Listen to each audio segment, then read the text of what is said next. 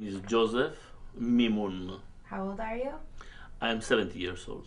What city and what country were you born in? I was born in Libya in the city of Tripoli. Okay. What was your father's name? My father's name was Felice, or what was used to be called Hamus, Thomas. or Hasu, nickname Hasu. Where was he born? He was born in Tripoli. And what did he do? What was his occupation? He was the owner of the biggest pasta and bread and pasta bakery in Libya. Oh, wow. Okay. What was your mother's name? My mother's name is Lydia Franco. Where was she born? She was born in Marseille, France. Oh, wow. And what did your mother do? Yeah, she was housekeeper. That's fine. Okay, so can you tell me about some positive memories of your life in Libya? From when you were Positive memories. For what I am concerned, very few, I must say. Anyhow, was the family life and friends. We have friends. I left Libya to Italy at the age of 18. So until then, I have stories of schools, of friendship with other people, with few Jew, because the school was plenty of mainly Italians, Christian Italians, some Muslim. We are very friendly with them. Turkish, Greek. Was a cosmopolitan city, Tripoli. What was your neighborhood like where you lived? Mostly Italian, few Jew families, mostly Italian. We lived in the new party, in the new quarters of the city. And the Jews and the Christians and the Italians got along? Everyone got along with each other? Yes. They managed well together. I would say that the working habits were together. Everybody worked in his own, and the Jews were artisans, and the Italians were mostly farmers at the beginning. What language? Language? Yeah. Main language was, in my time, was the Italian language, and of course Arab. So when you were at home, what language did you speak with your In family? my home, because of my mother, we spoke French, and with my father, we spoke Italian. And you spoke Arabic on the street? Arabic on the street, yes. Did you know any Hebrew? Yes, I studied in the Hebrew school, in the Jewish school. So you At the studied- beginning, at the first, second, third grade, I studied in the Jewish school. What was So the Jewish school like? The Jewish school was actually like what you call in America Sunday schools. They were after the normal public school. We had some classes in Hebrew, because the Jewish school as a system, there has been closed by that time, and in the years of 40 they closed them. Before that, there exist schools only in Hebrew for all grades. Okay. How did your family observe Shabbat and the holidays? Let's say that my family was a traditional conservative family, so we observed all the Shabbat, all the holidays, Jewish holidays, and most of the Jewish in Libya, I would say, I don't know, 90%, maybe more, they observed the holidays. There was a very conservative community as a whole. Yeah. Were there very religious, observant Jews in your community? Very, I don't know, today the description or the titles are very different. Yeah. They were observing it, they were traditional. They were not Haridim. They were observant. I would say conservative. Did you feel accepted as a Jew? Did you have good relations with Arabs, with Muslims?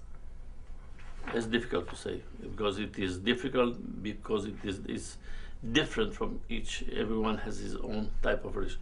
I myself has very good relation with two friends of mine that take a very important part in my life, in what happened in my life. It was two Arabs, two Muslims. We were very friendly. I was very friendly with Christians, with the other Jews, of course, and the community in general in Tripoli was friendly with the Muslims. Did you ever, or anyone from your Jewish community, experience any violence because you were Jewish? Yes. 1945, the Arabs organized secretly a pogrom against the Jew, and they suddenly start attacking the Jew wherever they were, burning houses and killing them in the streets, and the Jews were not prepared to defend themselves. So they just closed themselves in the house, some reaction very slow. And the English, who were at that time the ruler, didn't do anything to stop the things. From Sunday until Thursday, they left the Arabs. In that occasion, many Jews has been killed, other wounded. I think about 300, but I'm not sure of this number. And afterwards, my father also has been hurt, and he came home. We have seen him from the window coming home with all the blood on his face, and it was summertime, and he had an overcoat on him, ready to hide his woundings. Somehow he reached home, and I remember I was 6 years old, and from my memories, I remember a friend of him, a Muslim one, a black guy, come to our house with a big car and took all of us out of the house, and he took us to his house outside the city, and then my father healed and came back to life, and that was the first one. Another one in 1948, another problem, but at that time the Jews were already ready to defend themselves, and the situation overthrew, and the English people reacted the day after to stop everything, because that in that case was more than 100 Arabs being killed in one day the moment they started the attack. Do you know exactly what happened to your father, how he was injured? Did he get... Yes, I know. He was attacked in the street. He was walking the street, and somebody tried to hit him on his head. He opened all his head was open here, and then he started. He hid himself into a house of some friends, and that's it. That is the way it happened. Do you know if any Jews tried to fight back in 1945? Very few. They tried, but very few. In 1945, very few, because nobody was ready for this. Nobody, because until that time, Jews and Arabs lived together. They had somehow to fight or not to fight, to accept the Italian rulers. That they make no distinction between Arab and Jew. The Italians were there, and they were they were the ruler of the situation. They had a lot of Italian settlers coming in, and for them, Jewish or Arab were the indigenous of the situation. So let's say that the Jews and the Arab were together, and before that time there was the Turkish Ottoman Empire. Also, them said the same things. The Arabs were not Turks, and the Turkish Empire also saw the Arab and the Jewish more or less at the same level, apart the fact that the Jews has all considered dhimmi. For that side, they had the lower part in the society as Jew, but between the Jew and the Arab, there was not big difference. They managed all together to live somehow together. Did your father know anyone who was killed in those boats? Yeah. Yes. I remember. You were. Okay. So can you tell me, like, what happened from 1948 until the time that you left, and what made you your family leave? What were the triggers that finally your father and you said, that's enough, we're leaving? Let's say that it doesn't go that way exactly, but I will tell you. After 48, after 46, 1948, after this second program, a strong movement of immigration toward Israel becoming in Libya. And the main part of the Jewish community in all of Libya left for Israel in the years between 49 and 51. All of them left. All of them, no, 90% of them left. In Libya remained about 4,000 people only. So the Jewish community in Libya has been finished, remain only very few people in Benghazi, one town, and another about 3,000 maybe in Tripoli. Those people remain there. And at the beginning, there were relations with Israel. People can go back and forth, letters, whatever, telephone was. But when Libya became an independent state, an Arab state, and has signed the agreement with the Arab League to become a member of the Arab League, from that time, all the relations with Israel has been stopped and banished. And from that time, the Jewish community, either in Benghazi or in Libya, start to live a period of discrimination against the Jews, hidden under many forms, because all the Jews by the constituency of the Libyan government, the Libyan state, they were considered Libyan as all over, but as a matter of fact, they were banned from many activities. Like what? They couldn't buy lands. They couldn't form companies where the majority was Jew, was not Libyan, and they were Libyan, but not Libyan for this reason. So, as a matter of fact, they were never Libyan as full citizenship. And the more, let's say, influenced people, or the more connected with the authorities, could have some kind. They had a Libyan passport, but there were very few, maybe 10 or 15% of the population, of the Jewish population. All the others could not have not even a passport. No one could leave Libya without leaving, and I won't say no one. No family could leave Libya without leaving a member, at least, of the family, and then a consistent amount of money in the bank as a guarantee that they will come back. What about on the street? You're talking about the government stuff. What about the anti-Semitism and the hatred on the street? Did that get worse after the Arab League was formed and Libya became independent? I would say like this. The old generation, that's my father's generation, his friends, that age, more or less had been maintained their relationship with the Jew without any difference, more or less. But the new coming generation, no. At my level, my generation already, the Arabs were not friendly with us anymore. Do you have memories of anything that happened to you, like interactions with... Interaction with the guys in the street, a lot of fighting in the street with the Arabs, just because we were Jew, they were Arabs. Before that, they were in common some basketball team or football, soccer team. But after that, everything has been finished. The connection was not there anymore. The Arabs opened their Islamic and Arab, not Islamic at that point, Arab schools. The Jews were not allowed in those schools, and because until then there were not Arab schools. When the state came to in life. So did you have Muslim friends? I myself has a different story. I have two Muslim friends, very friendly, and they followed me in my life all the way, and we are friendly.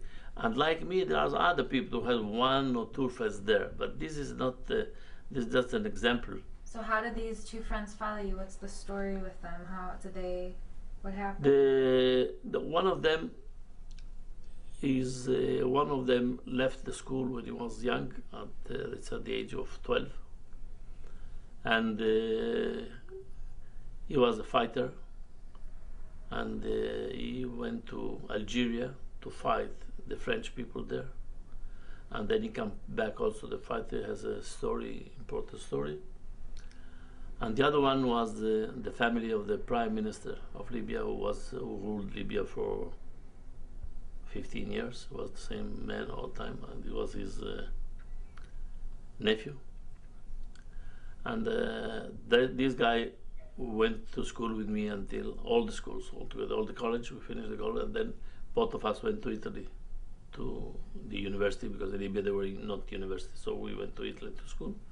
And we remained friendly for all the time, I would say, until today. But apart This, no, there was no other friend. In the other, no. The Jews also, as I told, my father and my father generation has connection with the Arab that maintain commercial, friendly commercial, whatever. So can you tell me why you left Libya and why your family left Libya? As I told before, my father has the owner of the biggest factory in all Libya. Was a big factory, has 250 workers. It was a big deal at that time. And when the in my let's say I finished my studies and I remained. I get married in Italy and I was working there. Then my father convinced me to come back to Libya to help him in his business. I was not convinced very much because I didn't see a future for the Libyan Jewish. But I was convinced to come back, and I went back. And by the time I was back, I didn't enter, into any social life. I was working, and that's all. And then very quickly, the Libyan, the Nasser start his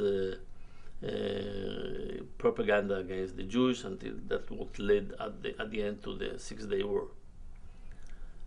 And already 1 month before that, in Libya, there were just turmoil and the propaganda and Arab demonstration in the streets against the Jew, and the situation got worse and worse and worse. When eventually the war started, the same day there were a pogrom. They killed some Jew. They burned almost all the office, all the houses, and all the shops of the Jew in the main street. The main street was populated at 80% by Jewish.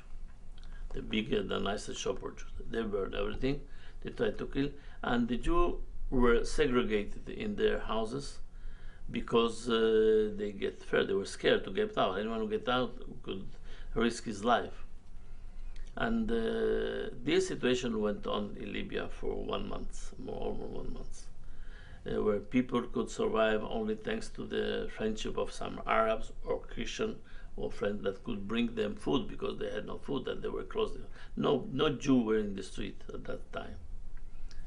I myself, for myself, I had my wife at that time hospitalized because she had surgery a day before, and we couldn't move from the hospital until negotiating with my friend, the one who was of the Prime Minister's family.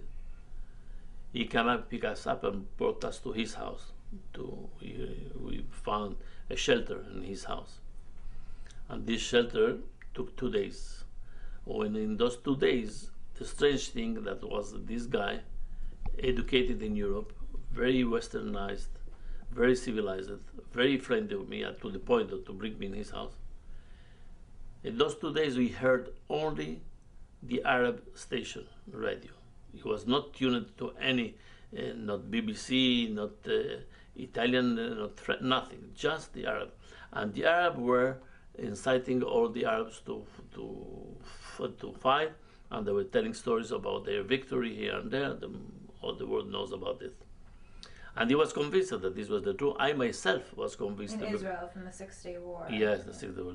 I have to say that the 6-day war in Israel had an immediate feedback in Libya. Immediately. The same day started. I knew about it because somebody told me about this. And I knew that it would happen. Incidentally, I went to the chair of the Jewish community in Libya, and I told him the information I had.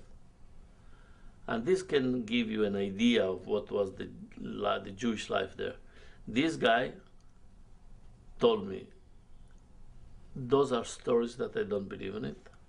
And if anything of this is true, also if I will see my children slaughtered in the street in front of me, I will never leave this country. This is my country. No one can kick me out from here. This was his word, the chief of the Jewish community. Not later than 25 days after, he left the country with nothing. He left everything. What happened to your father's factory? My father, for our chance and his chance, was not in Libya that day. He was in Italy. He was on a trip with my father and mother. So he went for a trip, for a business trip of a couple of weeks, and he never came back to Libya from that time, because the war caught him outside, and so outside he was in Italy at that time, and they remained there. So how did you escape? How did you and your wife escape? I escaped because I was in the house of this friend of mine, and on the second day of the war, he get out from the house. He came back late in the night, and he told me these very words: "My uncle says hello to you." His uncle was the prime minister. Says hello to you, but he also told me that you cannot stay in this house. There are two messages very important that they can maybe give the feeling of what the relation was between the Jew and the Arab. And I told him, okay, I understand, and I accept it. I have no. After all, the man who was telling this was the prime minister, was not anyone. But I would ask you the last things: put my wife in a plane to Italy, and I will leave your house immediately. He says, okay. So the day after, he took my wife and my son. I had, at that time, we had already a son with us, 2 years old. He put them on the plane. This is also a very complicated romance story, but we leave it apart, and they could fly. When he came back in the evening, he told me, okay, your wife has gone. I put her on the plane, no problem. I thought, okay, I am leaving. And he told me, I am going now to enroll to Algerian army that is going to fight in Israel. I will fight the Israelis. So what did you do? I left the house, And of where course. did you go? I went in the. He was living in the some kind. He was in a huge a farm, like a farm. I went in the field. I went out, and he left for this. He left for this to enroll. So a man like this, with a PhD in his hand, civilized, westernized, whatever you want. At the moment, he fell into this charm of this Islamic world of the nationalism, was something that you cannot explain at all. So what happened to you? How did you eventually? I stayed there. I managed somehow for 3 days in the field. And you were just surviving in the field then? You didn't yes. No, I have nothing. I just got after. The day after, maybe 24 hours or something more, he came to look for me because he understood I could be only there. He looked for me and he told me, Joseph, everything we heard, everything we said is not true. The truth is that I went there. So aren't you registered? Aren't you enrolled? Aren't you in the army? No, there is no army. There's nothing to do. The Israelis has won the war and there is nothing to do. Okay. I left him. I didn't come back to his home. After 2 days, I managed to fly. I went to the airport, and I flew back Can you tell in me Italy. When you went to the airport, how were you treated? Very badly. What happened? No, they couldn't believe I had on me nothing, not even one penny. I have with me nothing at all. Only my suit that I was wearing already maybe 10 days, 12 days. I was wearing the same thing, the same clothes, the same thing. I had nothing on me, nothing. Did you have a passport even? I have a passport, of course. I have a passport, not only passport. I had the chance to have a visa already because at that time, to leave Libya, you need a visa. Did you experience violence in the airport? No. No. Did you see other Jews in the airport leaving? No. At that time when I left, there was no Jew. So can you the Jew came after because the government negotiated with Italy later. I left, that was about 8 or 10 days after the war started. The Libyans started flying in mass to Italy, maybe 20-25 days after the Libyan government negotiated with the Italian to accept the Jew. Yeah. So and then they started going. I went out. I didn't see any Jew at the airport. What was the feeling when you got to the airport? Did you feel sad or did you feel like ready to leave or scared? The moment the flight left, I was the happiest man on earth. I have no complaint about leaving Libya. I will not go back there to live for any reason.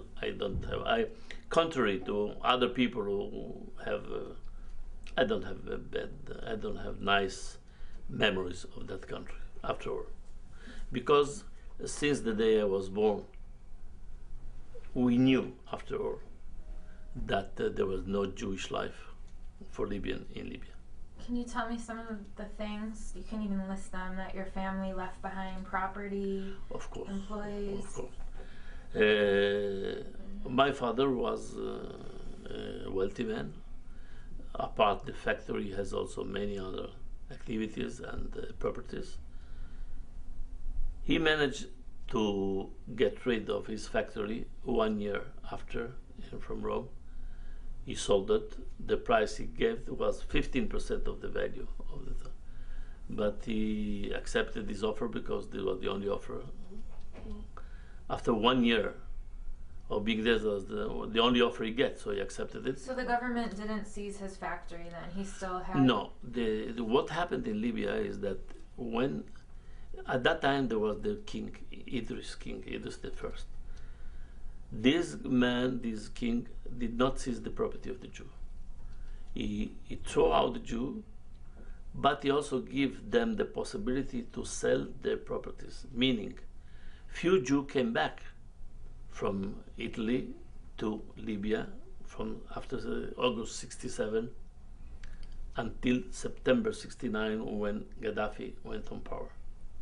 In those 2 years, many Jews managed to sell for small amount of money properties, shops, activities, houses, whatever.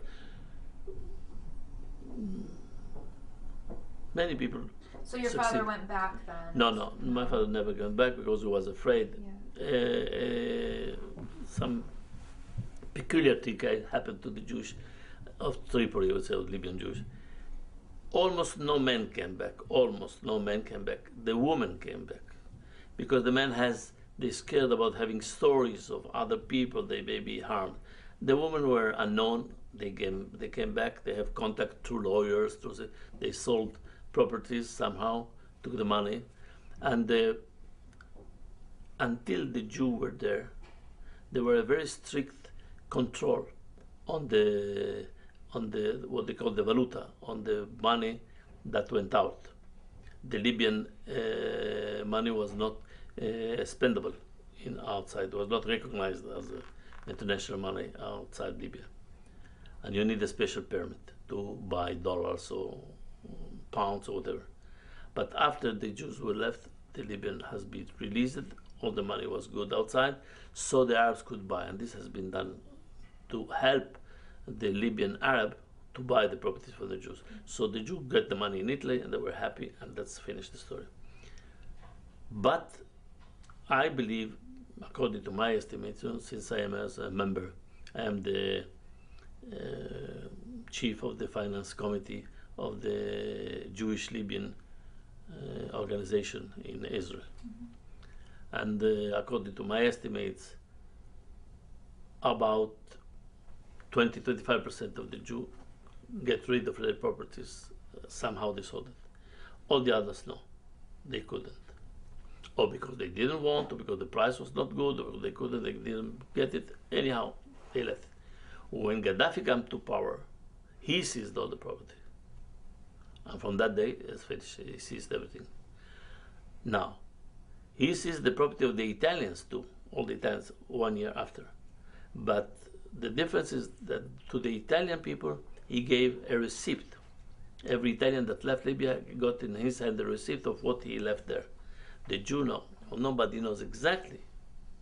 In your estimation, what's the total value of the assets that your family lost? My family lost at that time was an estimation of £2.5 million of that time. Today, evaluated today about $15 million of today. And that's the house, the business? The other business, not the factory. The pasta factory has been sold.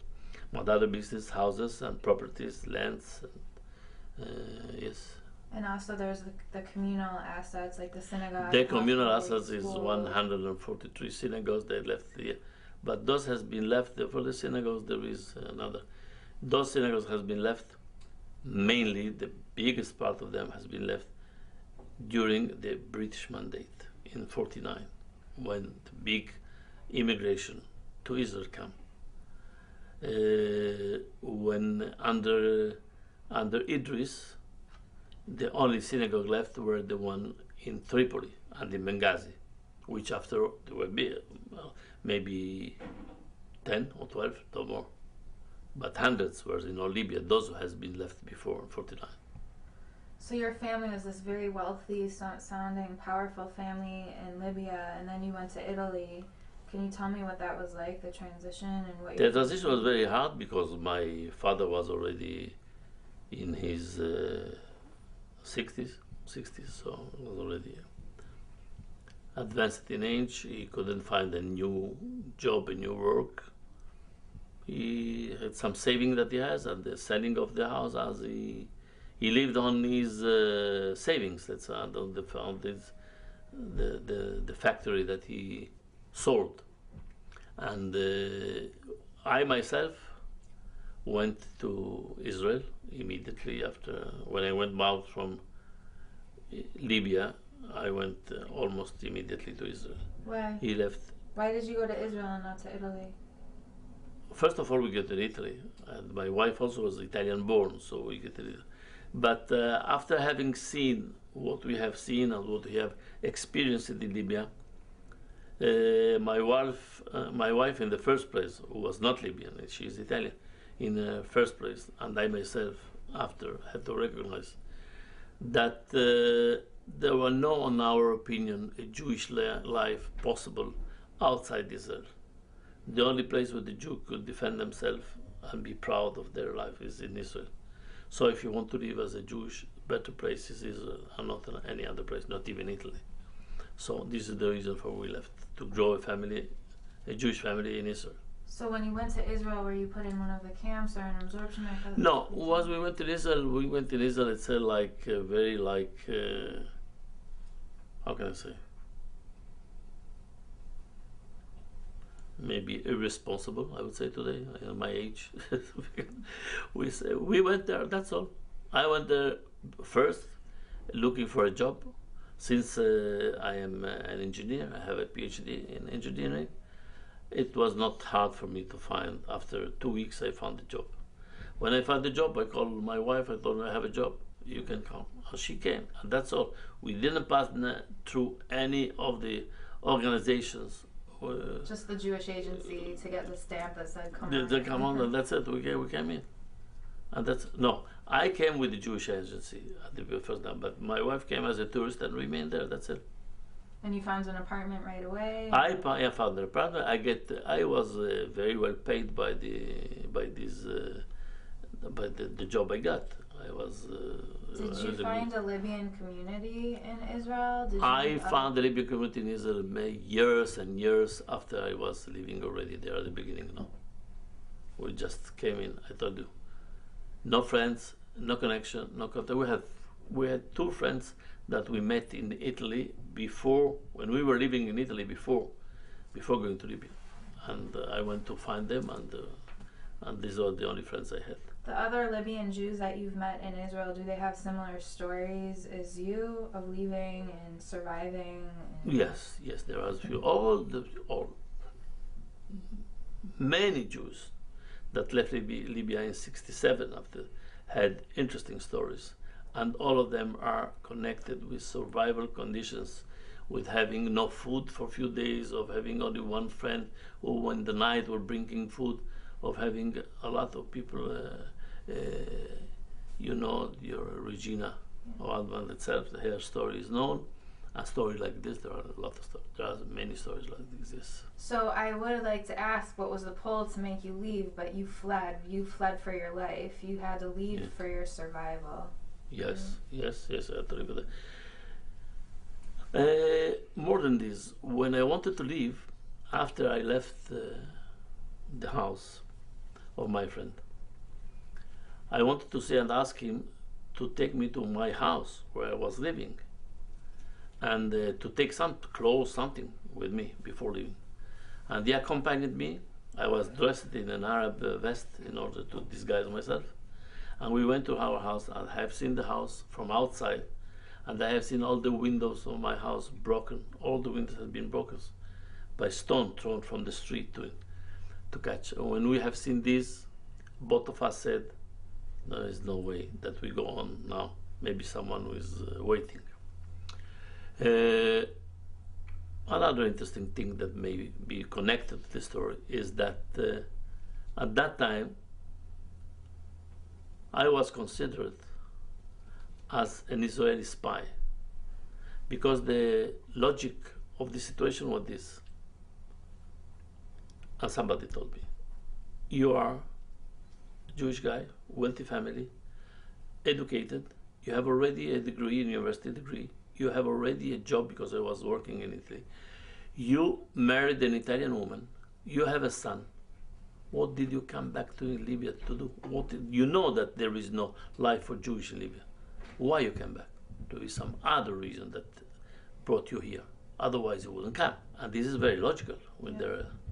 And this one is one. And the other story, very similar, is my brother-in-law, who at the end has been caught and stayed in prison for 4 and 5 years because.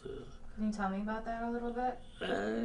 Yes, he stayed in prison because he was never formally accused, but this was the idea that he was a spy, an Israeli spy.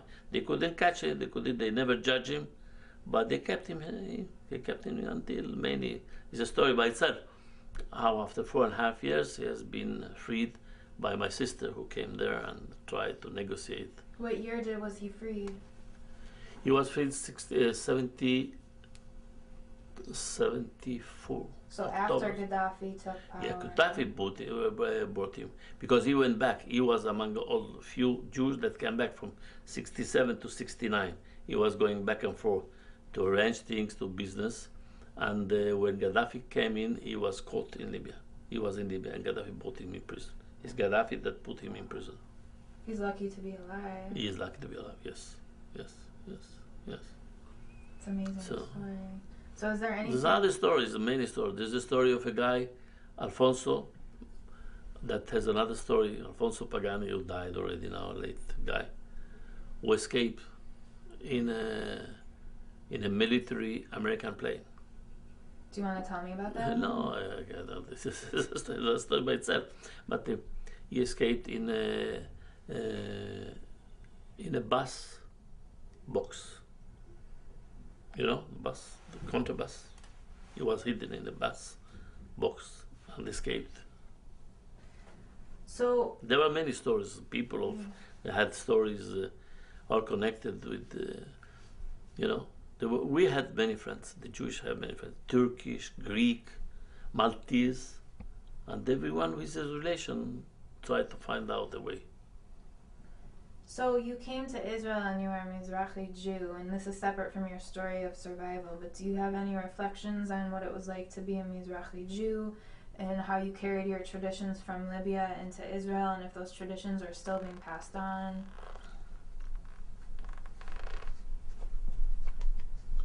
Coming into Israel, I didn't have in mind, not me, not my wife, didn't have in mind to keep the Libyan tradition as a Libyan tradition, but to be Jew. I must say that I had no much experience or knowledge about the Ashkenazi part of the Jewish people, and not about this partition that exists in Israel about the two wings, let's say, of the Judaism. So we became Israelis. We kept our own tradition by ourselves. We did not meet with other people. We went also where we lived. There were not many Jewish from Libya. Not even one, I think, not at all. Is there anything unique about the Libyan Jews that is different from all other Jews? Any tradition that you can think of? I Any don't think foods so. that you really like that are? Oh yeah, the food is the North African Jewish food is not only is yes Libyan, but it's also Tunisian and Moroccan and more or less is that one food. What was the And favorite dish that your mother made for Shabbat? my mother being French, it was not, Uh, but we the famous couscous and chaimi, and this is the main dishes that we had. Tradition kept on with my sons. It's different. My sons are Israeli. They they know about the Jewish of Libya because they heard from us. They are not connected. They feel themselves Israeli, and this is the new generation, and this is what we wanted after all, because also my let's say my intervention or my care about the Jewish from Libya today as a member of the Jewish organization from Libya. It has not deep, let's say, roots in the is only to help people because I recognize myself in those people somehow. yeah.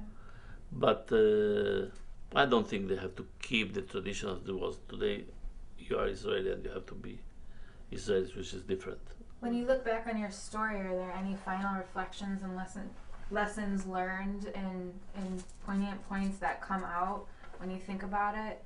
When you look back, not what actually happened, but how you feel and what you learned from it and how you've moved forward. My feeling is that the future, not before the future, my feeling is that Israel is an history.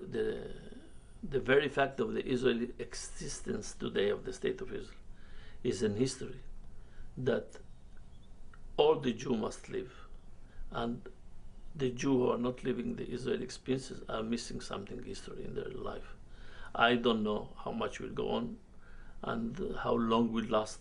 And I don't know. I am not a prophet. I cannot say whatever it will be.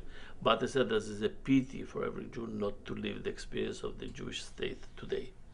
So my future is in Israel, and I hope that we will be strong enough to survive all the difficulties that Israel is facing today as yesterday, and tomorrow will face also. We have to be Israelis. This is my opinion today. Okay, so I have one last question, and it's probably more about your father than for you, but when all of the violence against the Jews started in 1948 and Israel was established, I'm sure your father had a pretty strong Libyan nationality and identity. How did you reconcile those two things, being a Libyan citizen and being Jewish, and then living in a country that is at war with this other country that you feel connected to? Yeah. This is a $1,000,000 question, how to say. It is very hard. And I can tell two phrases my father that are connected with these things. When I left Libya for my studies in 1957, I wouldn't say I left, I would say when my father sent me to study in Italy, he told me, it is with the heart feeling that I am sending you to study. But I know that Libya is not your future country. You have to find your way outside. So I'm sending you in order to prepare yourself to live a life outside Libya. This is not a country for you. Well, 1957. Libya was already a state, and there was already. In 1966, my father begged me to come back to Libya, 66, 9 years old. Why? Because in Libya, in those years, between 57 and 66, the Jewish Libya lived in a golden age. The oil has been found in Libya. Things were going very well, wealthy people, a lot of money outside, and the Jewish, including my father, all the community, forgot the history and didn't take into consideration what happened to the Lebanese, the Syrian, the Iraqi, the Yemenite, all the Egyptian, all the Jews from other countries. They felt themselves like in a kind of heaven outside those conflict, and they were wrong. because a day has come that the reality to back that all the Arabs, this through the Arab League of the Arab propaganda, was against the Jews, and this was the rule. So Libya had the same faith. The Libyan Jews had the same faith of the others, Libyans of the other. Now for this you have JIMENA, which is, as I can see, Jews indigenous to the North African and Middle East. It is not written excluding Libya. Libya was part, but the Jew in Libya felt that they were different for that time. So this is the answer to your question. Yeah. Wow. Is there anything else before we finish up? No, thank you for this, the time that you have given, and I hope and I wish you can collect more information for the future generation to know. And what I can tell you, I hope there will be no other history like those to be told in the future from other countries. So it's interesting. It's really interesting. Okay, thank you. Thank you.